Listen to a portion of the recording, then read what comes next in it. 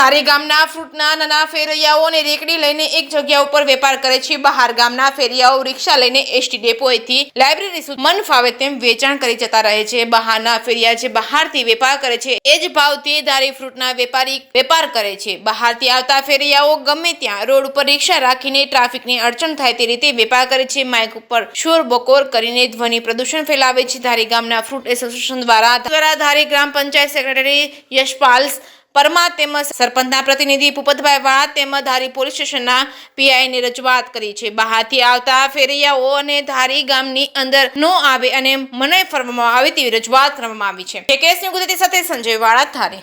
આજ રોજ ધારી ગામના અને હરિપરા, પ્રેમપરા, વેકરિયાપરા, હિમખીમડી આજુબાજુના પરા અને ધારીના ફૂટના વેપારીઓ આજ રોજ ગ્રામ પંચાયતના પ્રતિનિધિ તરીકે મને એક આવેદન અને એક અરજી આપવા આવ્યા છે કે ધારી ગામે બહારના ફૂટના જે ફેરિયા છે રિક્ષાઓ લઈ અને ગામમાં આવી અને ગલીએ ગલીએ પેલું સાઉન્ડ વગાડીને ઘોંઘાટ કરે છે અને મેન રોડ ઉપર ગમે ત્યાં ઊભા રહે છે, ટ્રાફિકને અડચણ થાય છે અને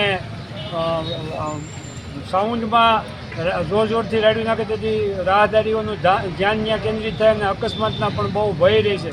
તેથી આ લોકોની એવી માગણી છે કે ધારી ગામે ધારીના જ વેપારીઓ ધંધો કરી ધારીના જ ફૂટના વેપારી ધંધો કરે અને બહારના લોકો આવી અને અમારા ખોટા ભાવ બગાડે નહીં એવી આજ રોજ આ લોકોની યોગ્ય રજૂઆત છે। એટલે અમે એમાં યોગ્ય પગલાં લેવાની પણ ખાતરી આપી છે।